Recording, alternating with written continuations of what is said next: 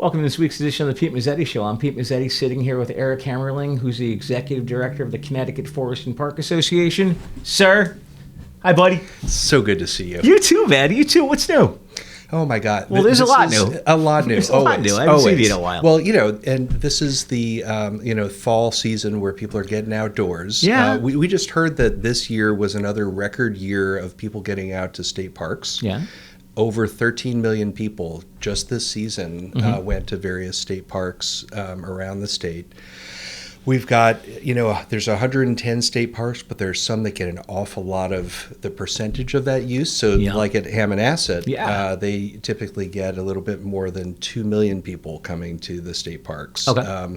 And it's exciting to know that so many people are using the state parks, but at the same time, 2022 has been the year where there's been a lot of people retiring from state service. Yeah. So there's been a lot of turnover. And one of the things that we are concerned about is there are not enough people to take care of the state parks, despite all the use that they're getting.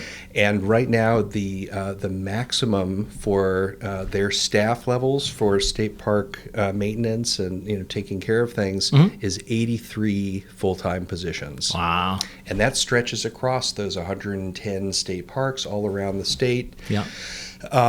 And so you remember that old show, 8 is enough? Yes. We're now saying like 83 is not enough. Exactly. And so we're trying to raise a little bit of awareness of the lack of support for making sure to take care of all the people who are coming to visit those special state jewels. Absolutely. We've also been busy with, the Governor's Council on Climate Change. Yeah, that's right. Which has been kind of underway under Governor Lamont since 2020.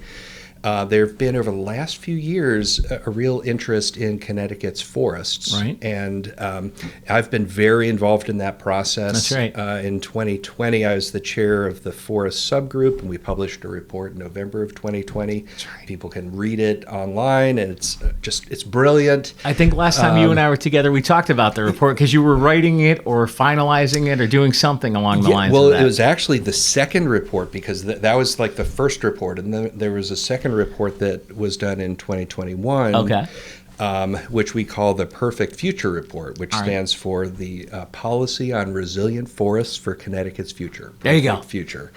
And that report actually wound up being a really different way of approaching things. And it was 15 different organizations, some of which are really interested in forests, some not so much. Right. Who we thought when a number of proposals about forest might come through the General Assembly, there would be some people who'd be like, I don't know, and it might lead to the bill getting killed. Yes. So we said, you know what, let's do like the President Lincoln cabinet, team of allies or rivals, and let people kind of work out, well, what are the things that you would support having to do with forest conservation? And that's what that report really resulted in, is a consensus report about various things.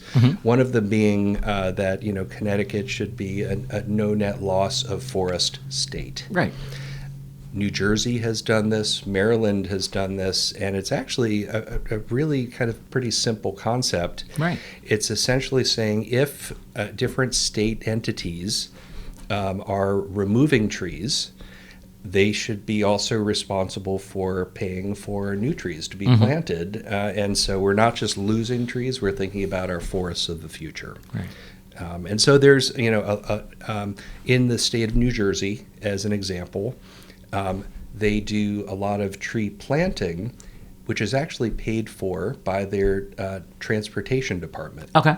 Because on their highways, they have, said, okay, well, if we're going to remove some trees that we might be concerned about, we're now responsible for planting trees elsewhere where we want trees to be. And so a state like New Jersey has put that into effect, and I think the overall benefit for the people of New Jersey is great. I would love to see that happen here. Yeah. So we're kind of trying to, again, build some momentum behind the interest in forests, and of course the connection between forests and climate change is Oh, pretty absolutely. straightforward, right? Absolutely. Forests are, as they grow, they're absorbing carbon, storing it, and the more carbon that's held in trees, the less in the atmosphere. Absolutely. So less climate change gases out there. No, absolutely, absolutely.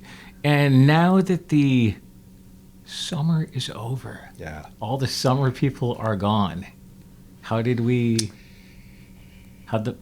Connecticut Park Association and all the Connecticut parks and forests do? This was a strange year. You may recall you think? it was extremely dry, and Right. a lot of our state was in drought for a Right. good part of the year. Sure.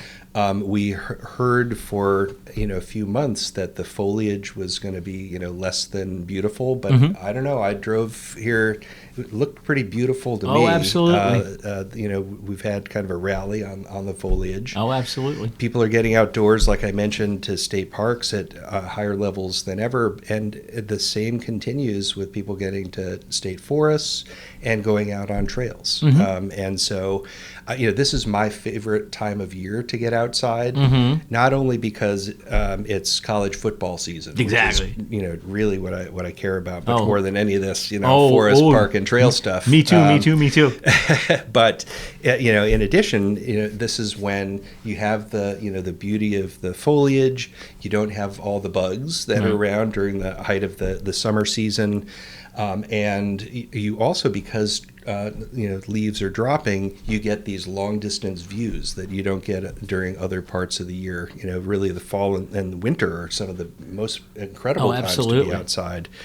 And so, even though the summer crowds may have subsided, there is a lot of outdoor recreation that's going to be happening through the fall, and we've seen those numbers continue to be, up at the top. We're also hoping that some of the funding that was supported in July for open space, for forests, for parks, for trails, is actually going to start getting into some of the investments that the state is making to make sure that as people go outdoors, they're going into places that are safe and well taken care of. Right. But also there's funding to invest in connecting trails and making sure that every town right now is interested in getting people outdoors. Oh, absolutely. And if you ever, now, I don't know that I would recommend this as, reading to keep yourself, up and thrilled at night. What am I reading? But every town, as I think you well know, every 10 years they do a plan of conservation and development, right? And in that, there's a lot of information about what's going on locally and those local resources. Almost every plan of conservation development says that people are interested in getting outdoors and they want to have more trails, and that's a way to keep people healthy and sustain real estate values and all the things that make this area kind of exciting. So anyway, I'm just so happy to be here with you because I know you appreciate the outdoors too. Absolutely. And we've got I don't know. I think there are a few places off the beaten path that are always fun to explore. Absolutely.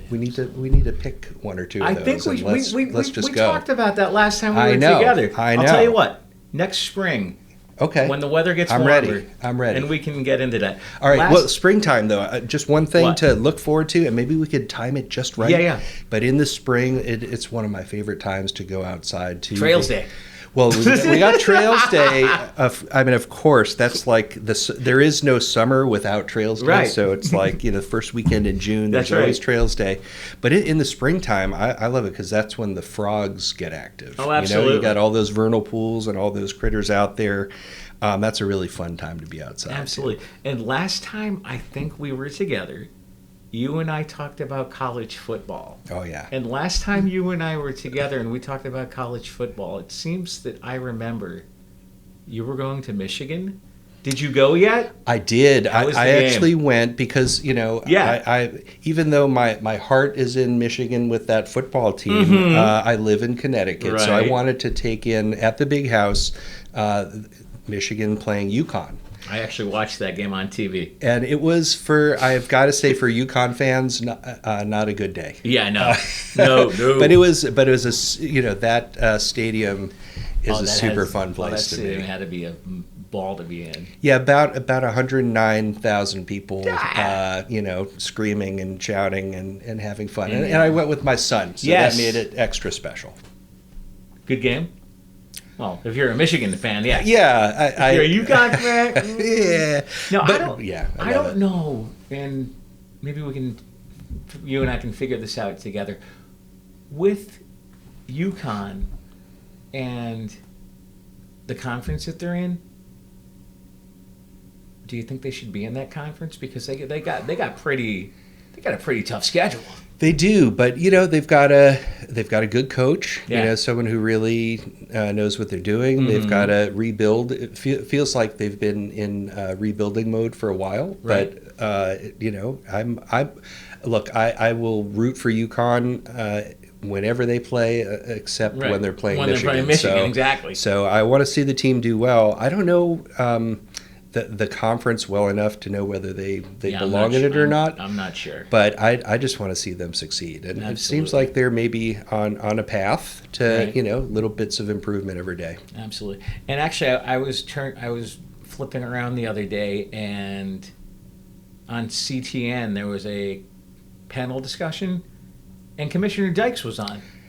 Yeah, well, I was flipping around, and I saw her at the podium. I'm like, hey, I know her. So I actually flipped back and listened to her speak for a few minutes. She's amazing. I mean, she, so smart. She was, I'm not sure if it was this one, but she gave a great speech at the Connecticut Ag Experiment Station. That's what it was. At Ag Plant Day. Yes. And she gave a really good talk about what the Department of Energy and Environmental Protection is doing about forests. Interestingly enough, and of course I talked about some of the climate change issues, but one of the things that DEEP is really spending a lot of time on is trying to make sure that, especially in our most developed areas, there are enough trees to absorb some of that water, reduce flooding, provide shade in neighborhoods where without trees it would be extra hot and bad for people's health. And there's a real equity issue around where trees are located. The more poor a neighborhood is, typically the fewer trees you will find, in particular in our cities. So. And I think DEEP wants to do everything they can to make sure that if climate change is going to continue, and it seems like it is, if we are going to have some hotter days, that we have trees there too for the future, so that we can provide shade and all the benefits that come along with them. And DEEP and the commissioner made some really important investments over the last year, and I want to see that continue for sure. Now, as far as the Connecticut parks go, how do you think they did this season? It's really mixed. I mean, like I mentioned, a ton of people went to parks, but they didn't have enough people to take care of parks. And in a few parks, and actually DEEP deserves a lot of credit. I was expecting, knowing that a lot of people were going to be retiring, a lot of new people were going to come in, and the whole process to bring in a new person takes a while, and I thought there were going to be some parks that didn't have managers associated with them that were going to have to close to the public. Oh, no. I was expecting a few parks, a few campgrounds to likely have to close. Somehow they held it all together. They didn't close any campgrounds and parks. And I guess I would say that's one of the things that the Passport to the Parks program, which we've been, such advocates for, it maybe is proving its merit, because it provides some of those resources to keep the state going through ups and downs. And it made sure that there were enough seasonal staff, at least, to take care of all the facilities and keep the public safe. But they are operating on a really tight margin. I think if they have another summer like this, you're going to see people not coming back to work. It really, so they held it together. But again, we need to see more resources to take care of these places because people are getting out to the parks. They love them. Right. They can get into parks for free if they're Connecticut residents, thanks to the passport to the parks. Absolutely. But if we're not able to take care of those special places, we're going to be in trouble in the future. Absolutely. Now, tell me about how the Passports to the Park program works. It's a good question, Pete, because a lot of people don't know that. They might hear about the passport and they might expect, am I going to actually get a physical passport somewhere if I participate in this? And no, there's no physical passport. It's just the name of the program. But how it works is when someone goes to register or re-register their motor vehicle, they pay a fee. It's $5 a year for their vehicle. So it's a 3-year registration, so it winds up being $15. But for that $5 a year, collectively across the state, that raises about $20 million for state parks. That pays for an awful lot of, not everything, it probably pays for about 2/3 of the park expenses of operating. And it also ensures that no longer at park gates do you have to stop and pay a fee. Right? As long as you have Connecticut state plates on your vehicle, you get in for free. Right. And that's a huge asset. It also makes sure that our parks aren't excluding people who might not be able to pay a fee. Right. So it is, and I would say it's a really important way to continue to showcase our parks and get people to go without fear of not being able to afford what used to be at a place like Hammonasset, right down the road. It would cost you just one visit to Hammonasset, $13. $13. But instead, you are paying that $5 fee, once, and all year long, you can go to Hammonasset as many times as you want to. Right. You're not being charged at the gate, and you're helping to contribute through your registration fee to the care of that park. So it's a really nice way to both everyone gives a little bit, they get a huge benefit in return, and now we have to make sure that program stays in place because there have been a number of attempts to mess with that fee because it being politics season, the silly season, someone wants to say, oh, well, I've gotten rid of a fee. Without thinking about the fact that it would also devastate our state parks. And no one wants to do that. No. They just want to get rid of a fee. But those things are connected. Exactly. Speaking of silly season and the wonderful world of politics. Yes. Legislative session is now over. How did we end up? We actually ended up pretty good. There were, a good amount of funds were actually moved through the budget and the bond commission. Right. $9 million for recreational trails through bonding that was approved in July. The greatest amount that's ever been approved from the bond commission. $51.5 million of bonding for it's a combination of bonding and some federal funding for state park infrastructure. Also, the highest level of support for state park infrastructure in 100 years. And open space too, and the state gives grants to help protect open space. An extra $10 million to that program. So there is some funding to do some good work.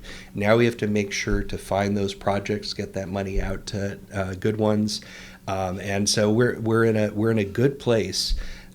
Next year, no one knows what it might be like. Every year, as you know, from my perspective, hope springs eternal. I always look forward to the session. but also know that there may be some really important things that either won't make it over the finish line or will get tweaked in ways that we're concerned about. So you got to be there, as you know, all the time. We are fortunate we have a contract lobbyist who's there all the time, and I spend a lot of my time too thinking about how do we make sure that these let's say 15 to 20 bills every year are going to end the session in a way that we're happy. Exactly. And for the upcoming legislative session, is it the short session or is it the long session? It's a long session. Okay. I had to think about it. Yeah, I know. We're in 2022. 2023 is a long session, and the short session are the even ones. Right. The long sessions are the odd ones. Right. The even ones are short because you got to leave extra time to run for re-election. Oh yeah. And that's the way it goes. So that's what everybody's doing right now. Indeed. So from January to June next year, there will be a session. They'll probably do some things around the budget. Who knows what might be done for gas prices and inflation and all those things, as well as all the things we're trying to do for climate change and outdoor recreation. So we're hoping that one of the things that might happen this next year is for there to be an incentive for landowners to want to make permanent commitments to host trails on their property. And and basically say if someone is willing to make that commitment in an area where there might be a state designated greenway trail, they should be rewarded for that in various ways. And I think we've gone back to the drawing board a little bit to try to see what might be the best ways for people to be recognized for making that commitment. Okay. But I think we're getting close to some good ideas that we hope will be ripe and ready to go in January. Now, how closely do you guys work with Commissioner Dykes and everybody at the DEEP? I saw Commissioner Dykes yesterday and introduced her at a conference. We work very closely with those guys. The Department of Energy and Environmental Protection is the premier environmental state agency, and so they have a state parks division, they have a state forestry division, and they have a small they have one person who looks at outdoor recreation related to trails. And basically, those are the types of issues that we're advocating for all the time. We have a lot of partnerships, like with those almost 900 miles of blue blazed hiking trails around the state that we're responsible for maintaining. A number of them go through state properties, and so we work very closely with the state in making sure that those areas are well maintained and are going to continue to be connected into the future. Right. And I've interviewed Commissioner Dykes virtually. She seems like a wonderful, wonderful person. She's amazing. She seems awesome. She's super smart. Yeah. She has incredible experience. Actually, she mentioned yesterday that she's now been at DEEP or in state service for the last 10 years. Wow. So I think she really has, knows a lot about how things work and is an effective advocate and a really good partner. So we always feel like if the commissioner is successful, then we're all going to be successful. Absolutely. We should get you, her, and I on together one of these days. Would love that. I think that would be a fun show. Absolutely love that. We might have to book the show for an hour. Because, you're right. Because everybody might not get a word in edgewise, but we'll try. Yeah, I can talk a little bit, but the commissioner is extra good at that. Yeah, she's just an incredible presenter. Yeah, I know. She seems really nice. Yeah, and super effective. So we will continue to work with the folks at DEEP who are just top notch. There aren't enough of them. No. But those that are there are terrific and wonderful partners. Absolutely. And if people want more information on the Connecticut Forest and Park Association, where can they go? Well, they can go to our brand new website, actually. Brand that new? Just, earlier today was just launched, so you'll have to check this out. We've got a new look, but at ctwoodlands.org. Is there a picture of Pete Mezzetti still on the website? There is amongst the volunteers. Okay. But right on the front page is a picture of a wood turtle. So that's a wood turtle. Yeah, okay. that's not Pete Mezzetti. No, definitely not. What? Okay, I'm going to ask the question. What exactly is a wood turtle? Ooh, so a wood turtle is a species of turtle. I'll tell you a couple fun facts about wood turtles. Okay. All right. One is, and this is probably my favorite fun fact about wood turtles. You never maybe thought about before. What does a turtle do during the winter time? Right. Sleep. Well, sleep, but where? Right. Right. They actually will sleep underwater in streams. Now, really? you might wonder, because they breathe air Right. just like we do, even though they spend a lot of time in the water. How can they do this underwater breathing? Right. Well, as kids like it when I say this, but turtles underwater can breathe through their butts. Wood turtles. I think we talked can about breathe this last through their butts, time we were together. right? Yeah. And they have a way to be able to extract oxygen from underwater when their bodies are hibernating, really not demanding a lot of oxygen. It's incredible that they can do this as one of their survival mechanisms. But part of the reason that the wood turtle, outside of that fun fact, which I now remember we did talk about before, which that says something about me that I seem to be stuck on that one. That's okay. But the thing about the wood turtle that's really neat is, even though they're most associated with living in streams and wet areas, they actually spend a good amount of their lifetimes in uplands and in forests. So if we're doing what's right for forests, we're doing what's right for wood turtles and other critters that go between wet areas and dry areas during their lifetimes.